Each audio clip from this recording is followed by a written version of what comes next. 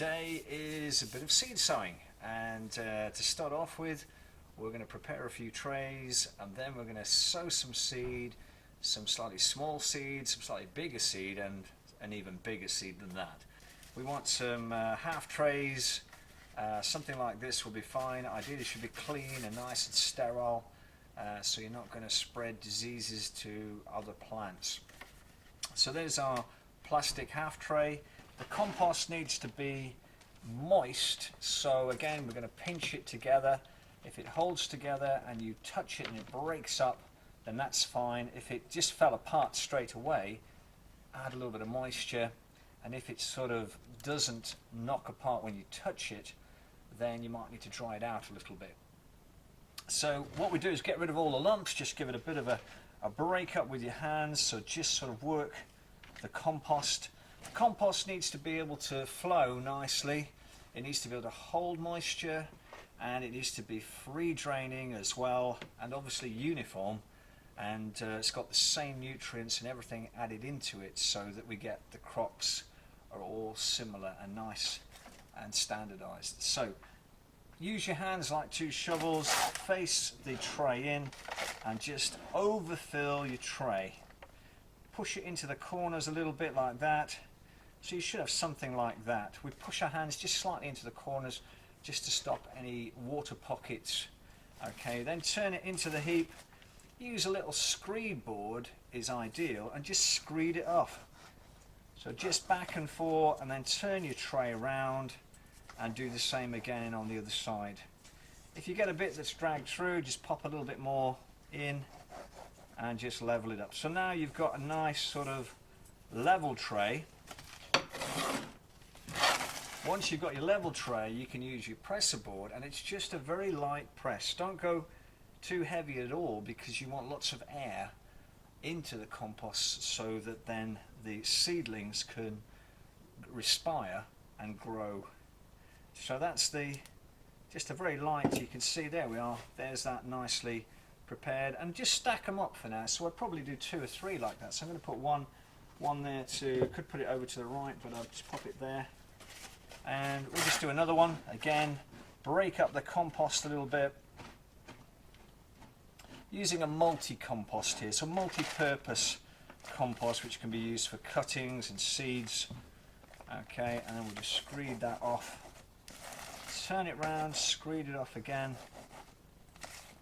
And then just move your compost back. And then just give it a light press. So we've got a couple of half trays, just clean off the edges, and there's your second tray, and just stack them up so they're nicely stacked, ready for you when you come to do your sowing. We'll also do one which is going to be a multi, so it's in a sort of a multi-pack tray or a cell tray. So we pop that inside another tray. The advantage of this, obviously, they've got their own little individual space, so the roots aren't competing so much for nutrients and water, and so because they're spaced out evenly, they'll get the similar amounts of sunlight as well. So there are some advantages of this, but obviously if they dry out too much, then that's a disadvantage, because the cells can dry out quite quickly, so you have to watch that one. So with this system, I'm just again going to overfill, break up the compost again, overfill, and just kind of spread it in. I'm not pressing down, I'm just kind of working the compost into the cells. And what you can do is just a very light with your fingers, just to check, to make sure there aren't any sort of pockets that it's going to go straight down, but nothing too firm. So I've got another tray there, so that's all ready to do some cell sowing. So I'll pop that over to the left here. So what you've got to do when you're seed sowing is to look at the size of your seed. So on this particular one, I'll just pick something like, I've got some cauliflower here. So I've got cauliflower. You can see now we're just coming into the time. It'll tell you on the back exactly how to sow it, but we're going to sow indoors in March. Obviously we could sow directly out in April. So we'll just make a note, so that's cauliflower all year round. So it's a general purpose kind of cauliflower that's pretty hardy all year round. So at this time of the year, where we are now, just coming to the end of Feb, there are some sort of vegetables which are tough enough, like cauliflower and cabbage and onions, but there are some that you wouldn't sow and plant outdoors in the near future. Obviously your more exotic plants like your runner beans and that are left till later on, and we're not planting them out until the end of May or early June. So with the cauliflower, so what I'm going to do with this seed, so I've got my sort of, this is my cauliflower seed, so I'll just pop a bit there, and you can see there's my cauliflower seed. And what I would do is, with a seed this size, I've got two choices as to how I might sow it. So I'm going to do one tray using one method and then another tray using a different method. So one method of sowing cauliflower would be to pop it in your right hand, and you can create a crease with your right hand and you can tap your hand and drop the seed onto the compost. So that's one method. Another method, of course, would be to just grab a sort of pinch of seed and work your sort of thumb and finger back and forth. So what I would do is just kind of work it back and forth, just rolling your thumb and finger. Now, if you get a situation where you just drop 2 or 3, if you want to, you can just a little bit of water or a tiny bit of just dab your tongue, and you can put your finger on it and spread it out. But if you just get a little bit of practice, you kind of get quite good at rolling these out. So I'm going to go up and down like that, and you can see evenly spaced. And I've gone up and down that way, now I'm going to go the other way. So I'm going to go up and down this way. And again, you don't want too many seeds because they'll overcompete and they'll probably get damping off. And I've just got a few more left in my hand. So I'm just going to go on the diagonal and just spread them around. They're on the diagonal, nearly done, and I'll just come back on the other diagonal, and there we're done. So you can see that I've got a fairly even spacing there on the cauliflower. So what we're going to do now is to cover the seed up, and so we're going to use a sieve. I'm using actually a 5mm sieve. You could go finer, of course. And the way that I do it is to pop some compost on top of the sieve. So you just put a layer of compost on top of the sieve, and what you do is you want to be able to see underneath the sieve, and you want to be able to move your hand back and forth above it. So what I would do here is to actually start to get the covering going, and what you're looking for, just going back and forth, is a covering about the same size as the seed. So I'm going to just go up and down a bit. I've gone all the way across, and now I'm going to go up and down, and there you've got your covering. And then we're just going to clean up a little bit over the seed, and that's the tray.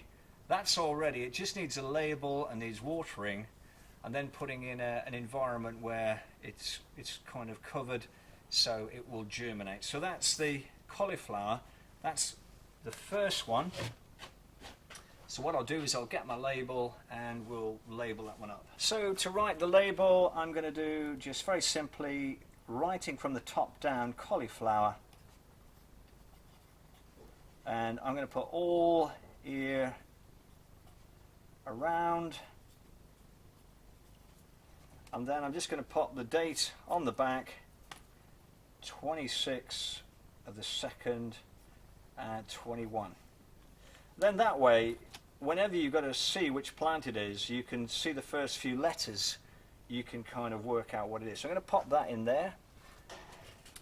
So you can use some silver sand to mix with it. On this one, I'm just going to use it without the silver sand because I can see the seed. And what you do is you make a little kind of cup with your right hand, and there's a little crease in your hand. And what you do is you just start tapping your hand. So you start to tap, and it'll start to run out, and you've got to move your hand along with the tap, if you like. So we go up that way, down that way, back up this way, and then you go up the other way and down back and forth until you get to the end, and you can see that's given me a nice even spacing of those broccoli. So that's spaced them out, and all I've got to do now is to cover that, and I've got my broccoli. So same again, we're just going to pop a little bit of compost into the sieve, and we're going to just start one side and just back and forth. Keep moving your right hand whilst you're looking underneath where you need to go to get a nice even layer. A little bit in that corner over there. You can be quite accurate really with this. That's the beauty of it. You can see exactly where you've got to go. And so now I've got a nice tray of broccoli, and that can come up, and then we'll be able to prick it out later on. So I've just got to do the label, and that's the broccoli done. So the third method we're going to look at is sort of what we call station sowing, and there's a variety of ways we can do that. One of the methods we can use is using a tile, just like an old tile, and just something like a plant label will do it quite nicely. And all we're going to do is push the seed off one at a time into the cells, and that will sort of nicely, evenly disperse them. So let's have a look at that. So in this method, I'm just using some beetroot, and I've just put a few beetroot here, and all I'm going to do is just push them off one at a time into their individual cells like that. So we'll just knock out a tray of beetroot. Okay, and it's quite sort of straightforward. We'll look at another method of which you might be able to use.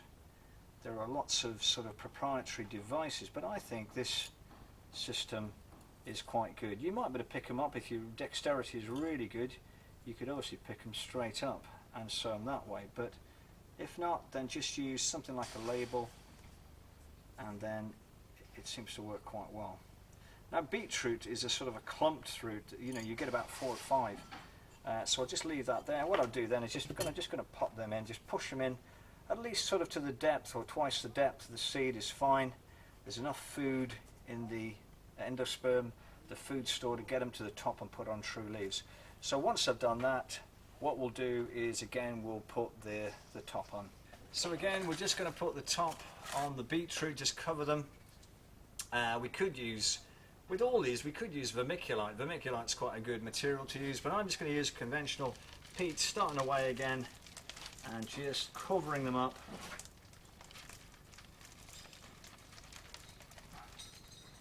And there we go, that's got our seeds nice and sort of covered, and they're already there, and we'll give them a watering and take them over to the place where we're going to germinate them, where it's covered, got a little bit of, doesn't need a lot of bottom heat because these are vegetables and they'll germinate nicely in here. Once you start getting above about 7 degrees Celsius, you'll get quite good germination of a lot of our common vegetables like carrots and cauliflowers, beetroot and things like that. It's only the crops like runner beans and tomatoes and aubergines that you need that higher temperature, about 21 degrees Celsius really, to start really bringing them on. Okay, so that's that prepared, and I just need to write a label, beetroot, on this one, and we'll just double check the cultivar if you like. It's Moulin Rouge in there.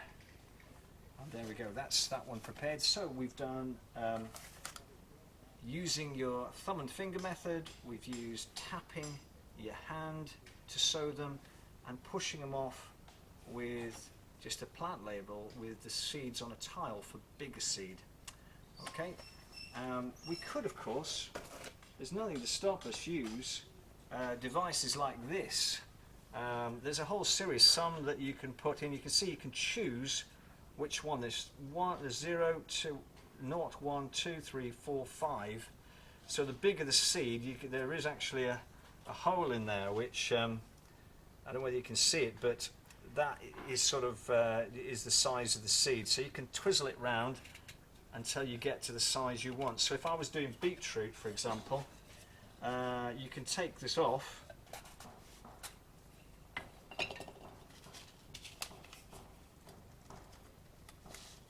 So with this method, what we can do, I've just popped the seed into the top there, Now it is a fruit, it's a bit uneven. This is a little bit better with spherical seeds, so that helps a little bit. And what I'm going to do, I'm going to put this on a setting, quite a big setting, of about 4. And I'm going to drop it in to number 4.